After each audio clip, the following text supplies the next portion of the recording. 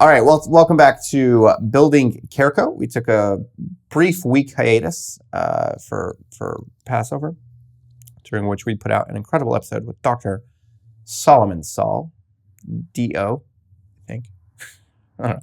Anyway, Building CareCo, sit down weekly with my wonderful co-founder, CTO, Shlomo Mrazov, and we talk about wins, losses, general market dynamics. So it was a very draining. It was a good week. It was very draining for me because I didn't have a weekend, because Passover finished Sunday night, and then it was like boom, Monday morning.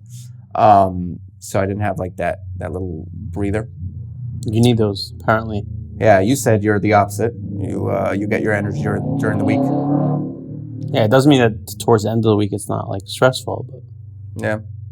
So anyway, no, but it was. I get my energy from routine, from like good routine. You know, morning, day, night, feeling productive, getting things done, going to sleep on time, waking up on time, feeling good. Like that's what gets me in a good state of mind. Right. Same. Which was also why it's difficult, because Passover is very difficult to have a normal schedule. Yeah. Especially when you have Passover seders that go till 2 a.m. And then you have to eat all that matzah. Oh my gosh. Yeah. The matzah will get you. So anyway, so yeah, we're back. Good week. Got a couple new cold clients started, which was exciting. I think two new cold clients started. And then just growing some of the existing accounts, more When you say cold, you're saying people that... Like people just off the site that book demos. Inbound, complete inbound. Yeah, cold inbound leads. So they book off the site, they get a demo, we start on a demo, I share my screen, I show them how it works. They're like, wow, this looks really cool. I say, well, guess what? All I need from you is a HIPAA BAA, and you can get started tomorrow. Sign a HIPAA BAA, we get their patients loaded in, we give them a phone number, they're good to go. They try it for a week, and then for free. That's a serious milestone. Where we getting customers like cold from traffic, like from inbound. That's amazing. And it's like so. I wonder at what point startups typically reach that point, like SaaS, B2B companies. Yeah, I think that's huge, actually. Well, cheers to that then. Yeah, no, it is. It's a big deal, because I think the thing I'm most impressed by, and this is really down to Shlomo Wolf, our head of content and growth, is that like the flow of the website and the messaging clearly is spot on, because every single person that books a demo is the exact use case for CareCo. I've never had someone get on. I had one person that like they weren't 100% sure, but they didn't really book off the site. This guy's been following me on LinkedIn for like a couple years, and he like, I don't know what inspired him to book a demo, but they like didn't really understand the space. But besides that, anyone that's booked cold off the site, they understood exactly what we do. They were people that did telephonic care coordination. And the question was like, you start the demo with the context already there. And so I asked a couple clarifying questions. Tell me about your programs. What programs are you running? What are you doing? And then. So you're saying the messaging is so clear that it filters out anybody that's not relevant. Yeah. Actually, I'm not a marketing person, but I've seen someone saying, if your win rate is not 20%, if it's much more, then your top of the funnel is not good enough. It's not wide enough. Basically, your win rate is how many people that you deal with in a sales pipeline do you convert to paying customers. I think that's what it is. Is that what a win rate is? Sounds right. But like I'm saying, like a marketing people's talk, like in the jargon. The opposite is who you convert. Right. So I saw someone saying like if it's not 20%, if it's higher than 20%, this is a professional. This is like somebody from I don't remember one of these. Someone on 20 VC, I think that was interviewed. So he's saying if it's like more than 20%, it means that you're I don't know. He was saying something that it's not, but I don't know. I mean, this makes sense. It sounds perfect actually. So yeah. So I don't like always thinking in analogy, but more always like thinking in this first principles. What makes sense? I mean, this makes sense. Like everybody that comes, like we're not kicking people away. How are we kicking people away? That like the fact you could argue that maybe we get more false positives, but how? Like, what are we doing that could potentially dissuade people other than maybe pricing? But we're pretty cheap on that, so. Yeah, and we're also very transparent on it. So most people that are coming on cold, they've been on our site, and we actually have our pricing on our homepage, which is, I think, super unique for anyone in the space. It's like, you can't do that because what if, and blah, blah, blah. And it's like, I want you to know where we're at, But also it probably depends on the space. This whole idea about 20% win rate. Like if we were, depending on how big your market is, you're probably gonna have more competition, and therefore you want to be loading a bunch more people in, and some of those people are gonna end up going your way, right? But in our space, it's like very, very, very specific what we do. Like we're pretty niche. We're anyone that's doing preventive telephonic care. Like if that's what you're doing, you can use CareCo. Right. And even though that's a relative, it's a large market, meaning there are millions and tens of millions of patients that are being serviced in the United States through preventive telephonic care every single month. But comparative to the entire healthcare and obviously the entire SaaS space, it's a tiny In VC little talk, business. if we were like in startup Silicon Valley, we would be like looked down at, like, okay, you guys are in a small thing. But the truth is, like Peter Thiel, he says, don't try to dominate a big market, dominate a tiny market, and then expand. Because if you're the only ones there, you can really dominate it. You can really succeed incredibly. And then once you have that foothold, whatever the branding, the trust, and all that, it's easy to like say, okay, let me sidestep a little into that market. So sidestep. So instead of like going to these big things where there's a lot of competition, and you have much less likelihood of winning. So I think that's pretty good that we're in a small area. Yeah. And, it'll be interesting to see these races. Like you have the other folks, like the scribes of the world, and they're going to try to become the CareCos of their space. So they started with, hey, let me be a scribe. Let me be something for this giant chunk of healthcare. And then now they're going through that exercise of figuring out, how do I become a workflow tool? Because that's really the future. And we're starting from saying, that we are a workflow tool. And then we're going to try to figure out, once we crush this space entirely, we're going to try to figure out, okay, how do we expand a little bit, right? Do we expand to in-person care? Do we expand to, video care? Or, we're expanding to text. That's something that we know we're expanding into. And so how wide do we start moving this net but first we potentially also, by the way, if we like really nail the brain of the managing a person's health system, like with AI, maybe that in itself could be something that we license or use. Imagine if a hospital says, okay, I don't want to do telephonic care. I don't want to necessarily, but I want to manage my patients and prevent, or payers say, I want to allow people to opt into a program, and we'll let them save 20%. Like when some car insurance or Tesla, I think has it built in, but some of these things, Progressive maybe, like you give you a device, and they're like, if you have this device, you can save, and then basically they're tracking how good you're. Right. And then they give basically if you drive better. Yeah, it's an app. Then they know you're a lower. I had it with GEICO, I think, on the app. Yeah. Yeah, they gave you a discount, but they did it very smart actually. They gave you a discount, but the discount was contingent on you keeping the app, and if you didn't keep the app, then they basically like charged you back. Oh wow. Yeah, where they were like, okay, you lost the. It's a good thing you take the device or the app you install on your grandmother's car.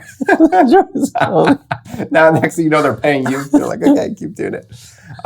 Totally ADD here, but I actually drove a Tesla today for the first time. Nice. And I in full self-drive. FSD? Oh, my God. Oh, my goodness. Yes. Oh, my goodness. I love to hear the praise of Tesla, because I'm heavily invested in Tesla, and like every glimmer of. Because they had some good news today. What was the news? There was an article. There was something came out how they're going to be relaxing regulation around the requirements for reporting incidents or collisions in Austin. No, in self-driving cars, and the biggest winner there is going to be Tesla, because they're not going to have to. This on what level? In the state or in federal? I believe federal. So that was a big deal for them. I think the stock jumped today 10% or something. Interesting. Oh, it can jump today. It's off. Markets are closed. Pre-market maybe, yeah. But interesting. Yeah, but I got in, I clicked full self-drive, I just took off. I didn't even tell where to go at first. I was like, okay. And then I put in like an address, and it was just like. But you have to hold your hand on it? No, nothing. You just can't look away. If you look away with your eyes, it beeps at you. Was it FSD 15 or something? I don't know which one it was, but it was FSD, the latest one. I think it's the latest one, whatever. And stopping at the stop signs and turning and looking, and like it was better than me at. So I have a street that there's basically stop signs this way and no stop signs this way. The problem is that on this street there's cars parked, and so when you're trying to cross over here, it's very, very difficult because if you can't see behind the cars, and these cars don't have a stop sign. Anyway, there's collisions there like 3-4 times a year, and we live in a pretty quiet neighborhood. Like there's collisions there, And so, and it just executed it perfectly, meaning like the cars were coming, but it knew to calculate the speed and everything, and it was just able to go across it. It was just like, we had fire trucks coming at us and police, and it was like, you know. So you rented? No, a neighbor of mine has one, and my lease is coming to an end, and I'm trying to think what to get next. And so How are you going to pack in kids in your Tesla? So we're not going to be able to in the end, because my wife said, yeah, it's a really good second car, but it's just. So it's even a bigger we need a. After having that whole experience, like, you can't have that. So maybe get a second car. Yeah, I need to get a minivan and a Tesla is what I need to get. So yeah, but it was magical. And even like for me, who I've been like, I know that this exists, but when you experience it, we're like, you're not driving at all. This thing is just driving around. And then I went into a parking lot, and then I pressed park. Did you ever do this? And I pressed park. On what? And then like, did you ever drive a FSD Tesla? No. Okay. So then I got into a parking lot, and then I said, okay, park. And then it highlighted all the parking spots in the lot, but in like a digitized version. And basically you choose one, and then I click on the parking spot, and then nice. And it ends up so perfectly, like it adjusts, ends up just perfectly square. It was like, it was nuts. Yeah. Like, it was really cool. Yeah. No, I'm really excited. I think that like they took a big bet on vision versus LiDAR. Like Waymo's until now was like the best self-driving, because they have LiDAR. LiDAR basically can see through walls. It does not rely on... That's not what Tesla uses? No. Tesla uses regular vision, regular cameras. And then the AI is really where the AI makes up for it, just like a human. I mean, we don't have LiDAR vision, so I guess...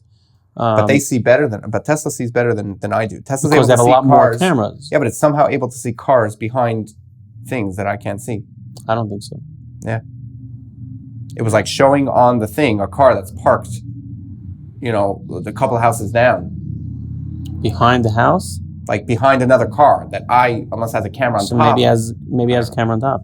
We have to look into this. Cool. But the LiDAR is very expensive technology. LiDAR basically, I think, is ultraviolet maybe? Basically light that can go through objects. It's also a light, you know, and that can detect all objects. So basically the theory is like, if you're driving on a highway, imagine I put up a picture that the highway continues, but it's a wall with like a picture of the highway. So a camera potentially could be fooled. Mm-hmm. The LiDAR will be like, oh no, there's something here, I have to stop. So it's just... Well? I don't think it's see-through. Sure. LiDAR? I mean, not see-through, sorry.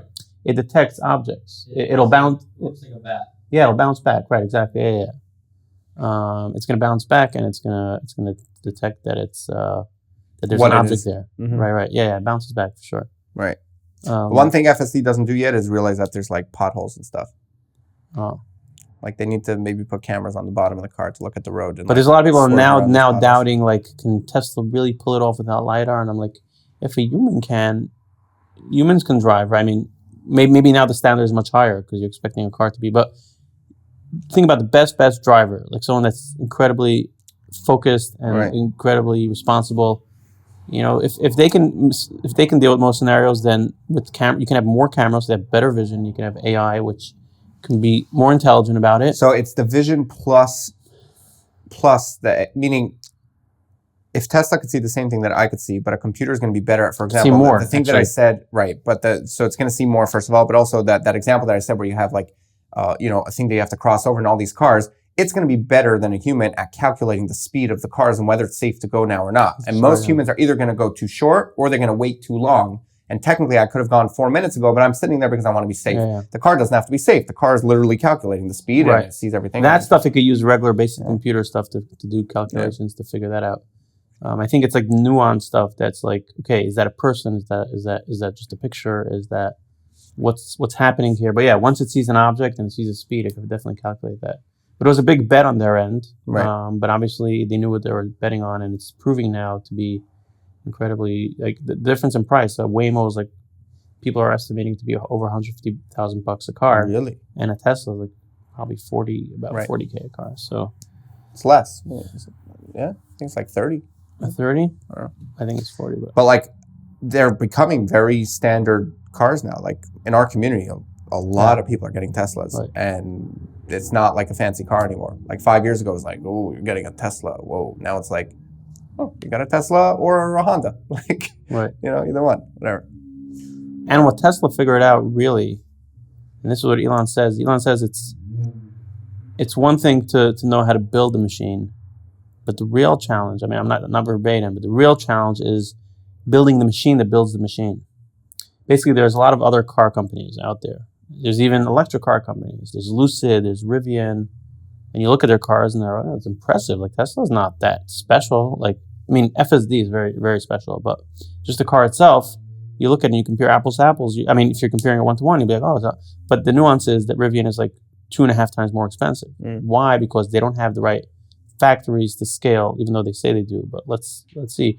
They don't have the machinery that can actually scale the manufacturing at the level that Tesla does. Tesla really created a brilliant manufacturing infrastructure, and once the FSD, I see it like all coming together. Once the FSD is basically, they're accelerating at a very fast rate in terms of critical miles to critical disengagements. It's called. I think the way they measure basically how good is a self-driving car is they say how many miles does it take between points of disengagement, where basically you have to intervene, where it's like the AI cannot handle the drive. And the rate of acceleration right now is at such a rapid pace that I think it's either already surpassed Waymo, it's going to surpass Waymo, and it's going to surpass humans as well very, very shortly. So this felt like it was driving. So if you look at that, and if you look at the deregulation happening from the other end, the Department of Transportation, I think, said that they're going to kind of create a framework for self-driving cars. So you have that, then you get the ability for robotaxi, and you have those three. Then you have a super demand. If those three work out, you have a massive demand now for these robotaxis. So now, if you can scale manufacturing, bam, you just hit the, pull the lever, and that's it. So I think that's going to be crazy. It's the ultimate. We were talking about this about how far this can go. I mean, if they can get the concept that Elon's talking about, where you basically just have a bunch of cars that are owned by Teslas that just roam around and just take you wherever you need to go, and there's no humans, so the cost of transportation goes down, and the cars are being put to use 24/7. Yeah. So they basically, the cost of travel basically goes down very, very low. Why would you? Like, I would not buy a car. Cars are going to become hobby things. They're not going to become practical things. Like, why would you spend $500 a month on a lease when you can spend $1 to get somewhere? Exactly. Yeah. And it's basically going to be commoditized to a point where you're paying for the power to drive the car, and plus a little percentage for the depreciation of the car hardware and the margin that the company wants to make. Right. And obviously, if they're a monopoly, they're not gonna have to go down as much as they would have to if there were competitors. But it's still always going to be less than what it costs me to lease my own car. Or to use an Uber with the Waymo that costs like 3 times more. So, but if they can pull it off, it's going to be the ultimate subscription model. It's like subscribe to a car, and then that's it. You don't have to think about it. It's like, today I have 5 kids going to school. Okay, 3 cars show up. Right. On carpool day, you get, exactly. Like car seats, I'm still trying to figure out how that works out. And cleaning up the car is another thing, but we'll figure it out. Cleaning out the car? Yeah. Well, I'm sure there'll be service stations and, right. They'll just go through somewhere. It'll clean out, right? Routine. Yeah. But the car seat's a good point, They'll have in the trunk. They'll have cars with car seats. Leave it to Elon. So, That's why Elon is having so many kids, because they're prototypes for for the car seats. I saw that there's something about him with the Legion, and I don't know. There's some stories coming out about him. He calls it the Legion, like him, why he wants to have kids. Oh, really? I don't know. I didn't look into that, but at a basic level, I can see that he says, well, if I have such special genes, it will be irresponsible. Like the greatest gift he can give to humanity, besides for the companies that he's doing, is maybe leaving a few seeds that may have a glimpse of what he has. Think about that. No? Yeah, it's pretty. Well, speaking of scaling, I talked about a couple episodes ago. I don't remember exactly when.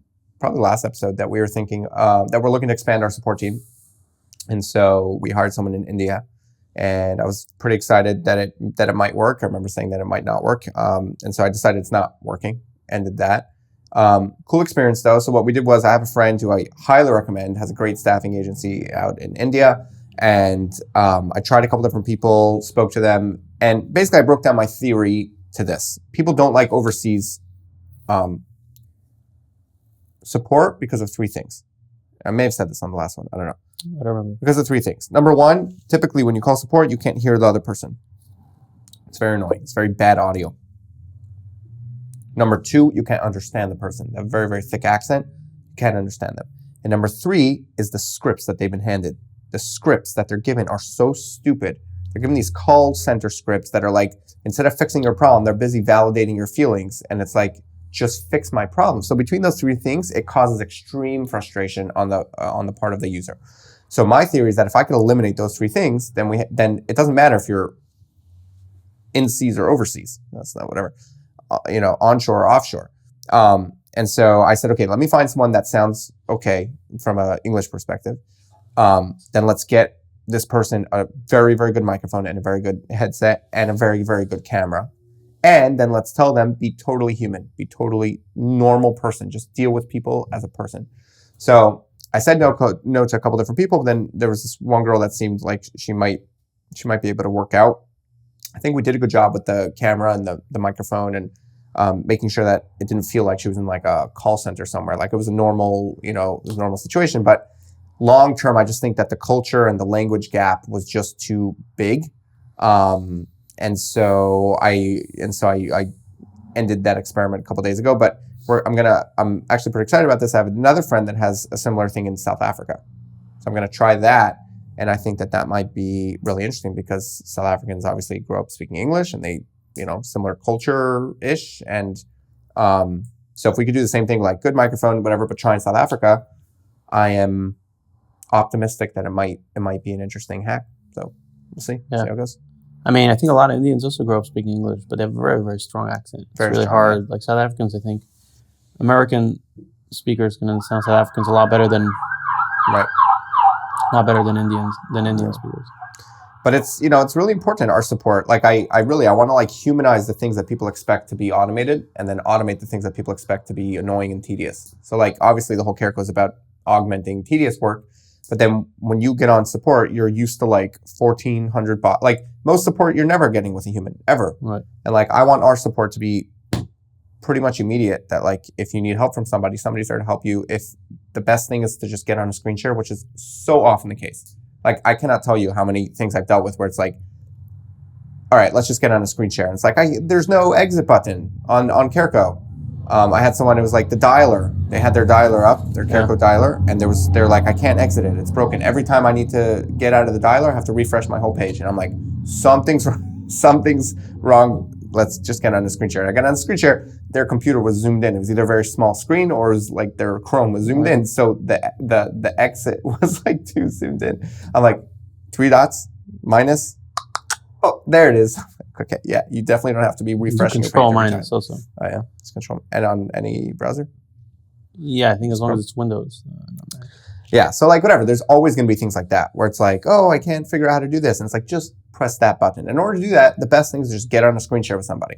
And they love it. It also gives you time to just banter with them and get to know your users a little bit, talk to them. Hey, how are you enjoying things in general?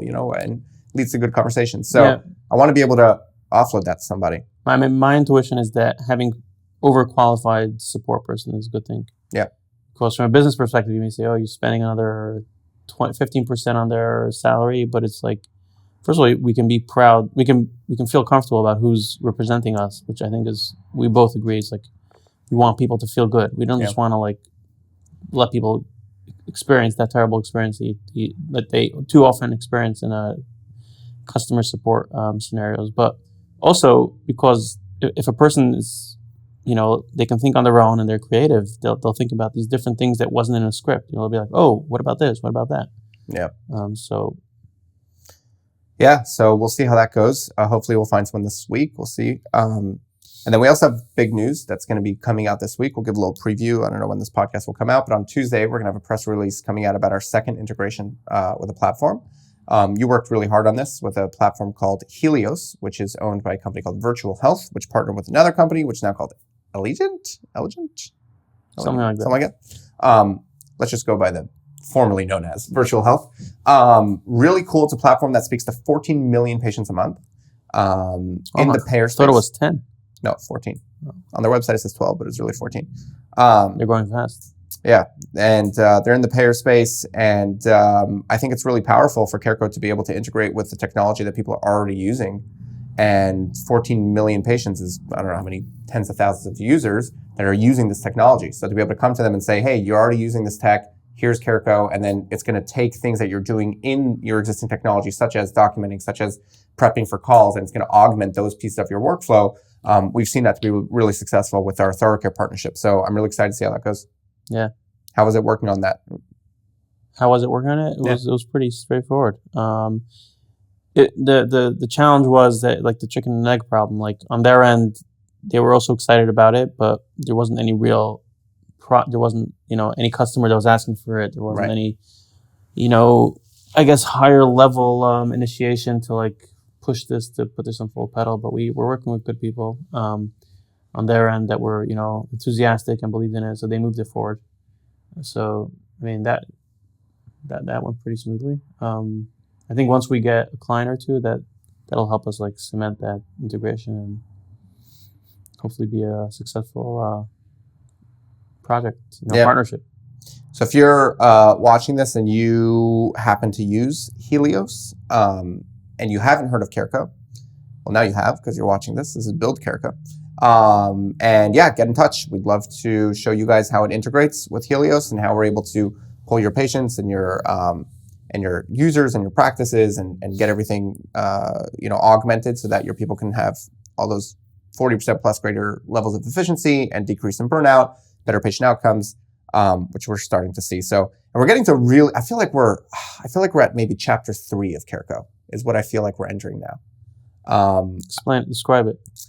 Yeah, it's really interesting. I feel like chapter 1 was ideation stage. It was like me and you talking on weekends and then building out the underground HIPAA compliance and building out, like, the basic core infrastructure. You were underground for like 4 months at least, right? Like 6 months, just underground, just building foundation. And then we popped up, I'd say chapter 2 started in November when we came out of stealth. We announced our partnership with ThoroughCare. We started getting patients on the platform.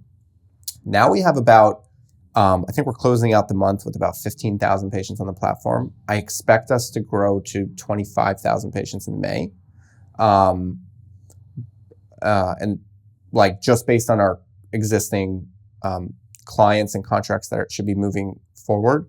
And so we're growing pretty nicely. So chapter 2 was like fine-tuning some of the core fundamentals of our product, like fine-tuning the phone system, fine-tuning, getting just the notes right. We did some changes in the designs with tasks, and we talked about that, watching how that converted, and just kind of fine-tuning the core product. And I feel like now we're like level 1 of scale. Like, I know scaling is always going to feel like scaling is probably going to be an infinite thing, but like this new chapter feels like we're entering this phase where this is more than, it's not just not an MVP, and it's also not just like a stage 1 of a product. It's like we're like scaling up the product, and we're solidified it. Yeah, we've solidified it. We're bringing on thousands of patients a month now. God willing, that'll just get bigger and bigger and bigger. We're starting to expand the team. It's a serious thing that's literally helping, over 100 people at this point. Yeah, I think the indication of what you're saying, tell me if this is true, is that we bring on new clients now, and they try it, and they kind of almost have no feedback other than things that we potentially have on our roadmap or we know that they want. There's nothing like, oh, we never thought about that, or, oh, why are you experiencing that? That's weird. In the beginning, you build it for like a certain group of people that they have a lot of unique things about them that doesn't necessarily apply about the rest of the market. And then you go to a new client and suddenly you discover there's either a different constraint, different requirements, or other type of things that you didn't think of. And then you're like, oh, okay, let's make that work for them too. And then you're like putting out fires and all that. And then you get another customer, and then you realize, but at some point you're like, okay, we hit the critical mass of like what we need to in terms of like the feature set that can make this move forward. And then we add new people, and there's like nothing. It's like, oh, it's working, right? Right. Did I get that right? I mean, you're much more in contact with the customers, so you'll be able to. Yeah, I think that sums it up. I think that sums it up really well. Like, it feels a lot more like a system, like a process now, where like someone sees it, they try it for a week. We also had a lot of mistakes of figuring out, well, not mistakes, like learning experiences of figuring out how how to lead people through that process. Like we were starting with like a month for free, and it was way too much. It was like, it was too big where people didn't take it seriously enough. And we had people that said, they signed up, they never actually, even day one, they never actually used it because they were like, okay, if I don't use it today, I'll use it next week. If I don't use it next week, then next thing you know, the month's over, and then they never tried it, and then they just move on. So like we had to learn how to turn this into a process. Now it's like they sign up, we do demo. From the demo, they go to 1 week trial. In that 1 week, they get a good feel for it, and then they convert. And now it's like boom, boom, boom. And yeah, there's no like, everything's like, we know people want text, we're building it already. We know some people have need for in-person ambient listening, we're building that. We've got some other big ideas that we're building on already. And so, you know, version 2 of the call guides are obviously really deep on, excited about that. And so like we know who we are, we know who we're serving, and it just, it feels like it's scale time. It's not like, so I don't know what I would name. So the first thing I'd name ideation. The second phase, I don't know what I'd call it.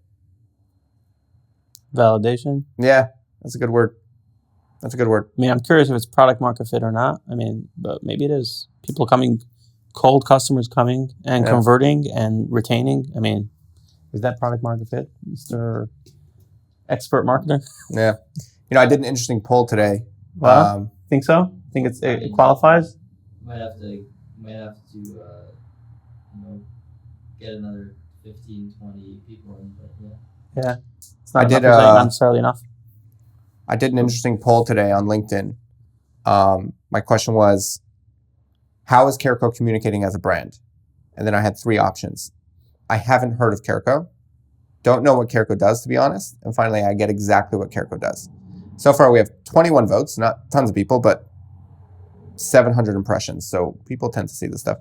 24% say I haven't heard of CareCo. 24%, so equals, say don't know what CareCo does. And then 52% says I get exactly what CareCo does. That's cool. And then now I get to reach out to all these people and then be like, so here's what CareCo does. Yeah.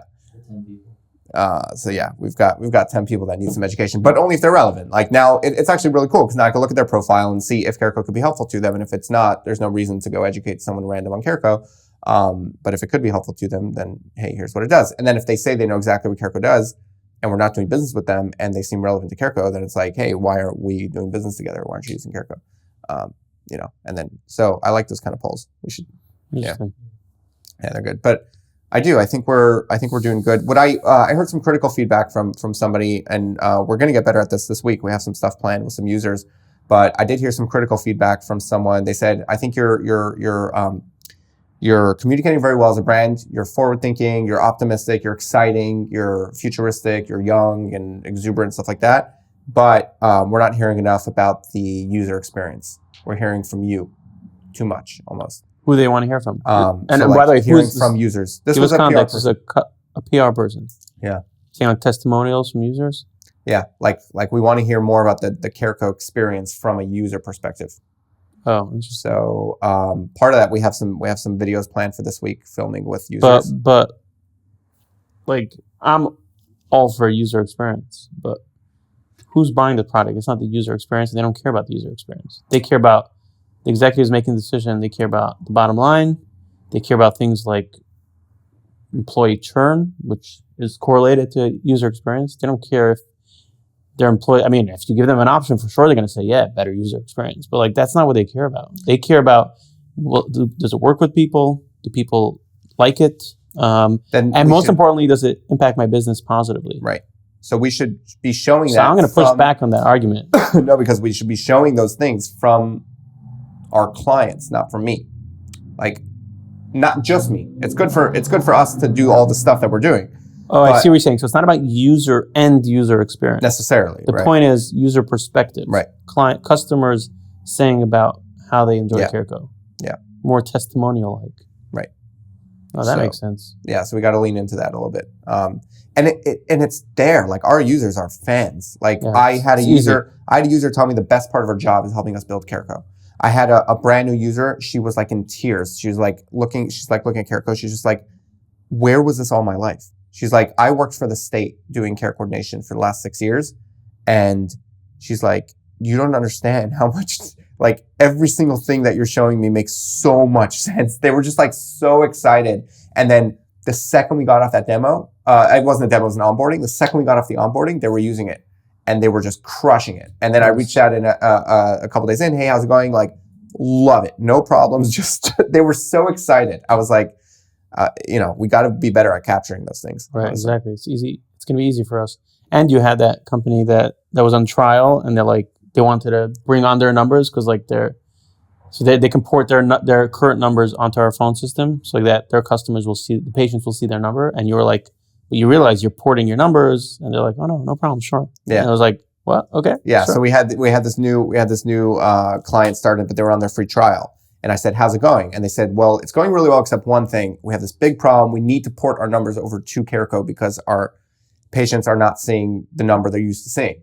And I said, like, you're on a trial. You're on a trial. I would highly suggest, I said, once you port your numbers over to CareCo, you cannot use those numbers anywhere else except CareCo unless you remove them, unless you report them out. So I highly recommend, I'm happy to port them right now, but I highly recommend that you make the decision first to move over to CareCo full time. They're like, oh no, we're ready to go. Like, let's go port them over today. So yeah, hopefully that goes well, by the way. I don't know why it feels like a bit of like those notes back and forth from the porting people. Oh no, but it seems like AT&T approved. That's what the client said, but I hope on our side it's no further issues. Yeah, I don't know, should be fine. We'll see. I mean, porting is always it's always a pain. Yeah, it's a multi-step process, and it's human communication in the process. So yeah, it's not the most exciting thing to do, but I was literally on. If you have the receipts, you have the invoices, it usually just goes through ultimately. I was sitting on the phone myself with AT&T on Friday trying to sort out this client for them. And I called them and I said, I'm looking at the invoice. I'm looking at the... I know what they're going to tell you. I'm sorry, if you're not the clients, we cannot talk about this. No, so I got her to share information. I said, you don't have to share any information with me because I have all the information. Just tell me basically, AT&T told us, supposedly AT&T told us that the account number was not matching the phone numbers when we had the official AT&T invoice that showed that the account numbers matched the phone numbers. And so I'm like, why would you tell this? And she's like, oh yeah, it's pretty standard where it's really a different account number internally. And that's the one that you need. And I'm like, so it's not on the invoice? Like, what does that mean? She's like, yeah, it's pretty standard. I'm like, why would you do that? It doesn't make So how are we supposed to get that account number? How are we supposed to know that? How's the customer supposed to get the account number? You have to call them. They literally have a special line for porting numbers. That sounds very... Because, the whole porting is like, I think legally you have to allow people to port numbers. They make it very difficult. But they don't really want you to port the numbers because they want it to be switching costs. So if they can do that and say, oh yeah... There's literally a special phone number to call AT&T to try to switch numbers. You ever heard of the dark patterns of the web? Say more. Dark patterns of the web are these companies where subscribing is very easy. But when you come to unsubscribe, it's like you click a link and it says, oh, it's not working. Please reach out to us. You try to call them. You wait online. Basically, they'll happily take your money. But and you know who's terrible at this? Who really is notorious? You'll be surprised. You'll be extremely surprised. Let's hear it. Adobe. Oh, yeah. Adobe is literally... It's impossible. They're so low and so dirty when it comes to miscommunicating to you what you're signing up to and what your contract is for. So you're going to be like a monthly subscription, but the contract is for a year. So then you see that? And then when you want to cancel, you can't just cancel. You have to call them up. You have to talk to them. It's nasty. And this is Adobe. This is like, you would be like, okay, let's say an up and coming company that hasn't, but Adobe, like, hello? It's, come on, some self-pride in your product. It's not all about the numbers. So you got another 5% in your margins, but you know what? Like, you lost people's trust. And I feel like with Apple too, when Apple did with the 30% on the Apple, on the market, on the App Store, I think when you do that, you get very greedy and you see you can get away. But then ultimately when you're in the rut, no one's going to be there for you. Like if Apple's having now a hard time with AI and people are going to start moving over to Android, people won't have any pity for Apple. And I think whatever, I wouldn't do it just from self-pride of saying it's not who I am, but it's crazy to see such companies doing it. So basically the dark patterns of the web are these patterns where companies, when many you come to unsubscribe, they make it really complicated for you. And they make it as if that they have the process, but it's broken and you have to call them. And things like what you're talking about right now. No, it was garbage. I'm talking to this lady, also very clearly overseas, very difficult to understand. And it was I'm looking at the account number, and there was another account number that said a foundation account. I'm like, is it a foundation account number? She's like, no, it's a regular account number. So I'm like, but I'm looking at the regular account number. She's like, yeah, but it's very standard where it's not the account number that's public facing. We have an internal account number. So it sounds to you like just pure incompetence or just stupidity. But I think it's more than that. Yeah. Could be. I mean, maybe not. Yeah. But again, if it was easy, everyone would do it, right? That's the core of what we're doing. Right. But yeah. How do we handle people that want poured out of us? Hopefully we'll never have to know, but yeah. All of a sudden that dark web's looking pretty nice, right? No, I'm joking. No, I'm always like, why? My other business at Proviva, like if you want to cancel services, not lock you into anything. Yeah, absolutely. No problem. Walk, Like we don't deserve to keep you if you want to leave. Exactly. And you know what? When you act like that, you end up learning, meaning when you have that kind of policy where it's like, if you want to leave, you end up learning why people are leaving. Right. And then you can rectify it and you could fix And you're also focused on making a good product, not on making a good sales pipeline that locks people into things that they don't want to be part of. Like it ends up making you being real. Okay, so people are leaving, like you're saying. Basically, let's make the product better. People are not liking it. It's too expensive. Let's lower the price. Right. And that, like you're focusing on the customer. Being customer obsessed is saying whatever's best for the customer, I'm going to be there and I'm going to do that. And then you end up making the best product. Like the best companies in the world are customer obsessed. I think hands down. Yeah. From Apple to Amazon to Tesla. Yeah. Anyways, I don't know. It's probably a shorter episode, but unless you have any other topics on the top of your head, I feel like going into tariffs. What? Talked enough about that. Yeah. I feel like we're going into a big week. It's also a new month. We're moving into May, and gonna rock and roll. Pretty excited for this month. It's gonna be a big month. Yeah. Cheers. You following the tariff story? Is it ongoing? Feels kind of dead, no? No, I mean, it's still ongoing. Now's when it plays out quietly, Right. But you feel very vindicated in your opinion. Yeah, I was convinced from day one, and I'm very surprised that people don't realize it's a bluff. It wasn't, though. Sure it was. It wasn't a bluff because it disrupted the markets tremendously. I think it was him showing, it was a bluff that he's not bluffing. Why? It was basically him creating the real next bluff. Where he basically showed, I don't care about the stock market. I was willing to take the stock market, and I was willing to do all this stuff, and therefore I'm serious. Exactly. And therefore I'm not bluffing. Right, that's the bluff. That's the bluff. Is look, I don't care. My people, basically, you can't have the two sides of the coin. If you're going to be a president of a country and bluff another country, you're going to have to bluff your own people at the same time. Right. There's no inner room where it's like, American citizen, let me tell you the real scoop here. I love how like in the media, it happens all the time. It's like, this is really what Trump's thinking, or this is really what anyone. And it's like, you know that our enemies watch the news. Like you're on this thing called the interwebs. Right. Like they have it. And this is something that he said. He actually said over and over again, which no other president I think said, is like, I'm not going to say what I'm planning on this and that. It's so stupid. And I think keep my cards. You see so many smart people, especially academics, that they're like economists. They're such professional economists, but like they don't know anything other. I think that's like a fault of like specialization, where today you have people that are like, they're so good at one thing that they could be so stupid about everything else around it that they think that everything falls into the textbook that they learned in school. And like, no, this doesn't make any sense. It's like, one second, what if you apply like poker psychology to this? Does it make sense? What does poker have to do with this? This is economy. This is economics. And it's like you see like these very brilliant people just saying such stupid things. Yeah. And I think we never had. I think part of it is we never had it in the history of our country a president that didn't just say what he plans on doing and goes and does it. But a president that says he's going to make a big change, but in the meantime really has a whole different thing in mind. Right. So I think that's really what it is. And I think the fact that everybody's reacting and the fact that everybody's like all raveled about it is just part of what you have, is just the nature of doing this bluff, and all the reasons why everybody's saying, oh, but it's not a bluff because X, it's not a bluff because Y. No, that's all in design. It's all part of the design of why it's a bluff. The fact that you could think that he's a crazy man, the fact that you can think that this is what he really wants for 40 years. I mean, it's not exactly what he wants for 40 years. He wants fairness for 40 years, which he'll achieve through bargaining, through negotiation. But yeah, I think it's ultimately a bluff. By the way, the day that it like that he put the pause on, and then it was kind of like I posted on LinkedIn that like there was like a AI picture going around of Trump reading The Art of War and Xi Jinping reading The Art of the Deal, and I wrote like crazy day today, just saying. Shlomi Morozov called us out on our episode. Oh, really? Whatever. Yeah, I tagged you and I said that later.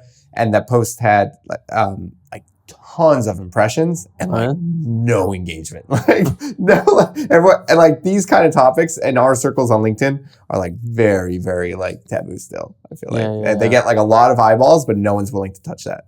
Yeah, I got like 6 reactions and like thousands of impressions. Yeah, I think there's a few things that I believe in. Obviously, I don't really have any. I'm just thinking like from logically that I think no one's talking about. First of all, it's a bluff. People are starting to say maybe it's a bluff. Another thing is people are saying, oh, no one's going to trust America. Like we ruin our. It's like they don't realize we have the goods. We have the money. We're buying $19 trillion of, I think, goods a year. It's like nothing. Like eclipse like the whole EU together. Yeah, we're big spenders. And it's like that's really what matters. People. Not looking at the U.S. as, I mean, there are people that invest in the U.S. That's also a separate point. But in terms of like who we buy from, that's our power. The customer is always right. Right. I think there's also another thing that no one talks about, which is interesting, which is, and I think the administration can talk about this, but this common sense, if you see where humanoid robots are going, and if you speak to people that deal with manufacturing in China, everything is, half the stuff already fully automated. Right. In another couple of years, everything's going to be automated. Even all the stuff that's like very tedious and very humanoid robots are going to be there. So if you just think about it logically, in 10 years, everything's going to be fully automated through machines. So what's the argument of even being in China, right? There's no argument at that point. Do they have lower, cheaper electricity? That might be a thing, but the U.S. could also fight for that. So logically, if it's anyways going to come down to that, so there's no fundamental advantage of having it there, why not bring it over here? Have the national security, have the jobs around these facilities, around all that, which is not a lot because it's going to be mostly automated, but there's still going to be a lot of jobs around that. Why not onshore it in here? And China is not that cheap anymore, like Tim Cook recently said. So I think there's a lot of like, okay, we're not really getting a special deal there. They just kind of have it because they kind of grandfathered it in. They have the expertise.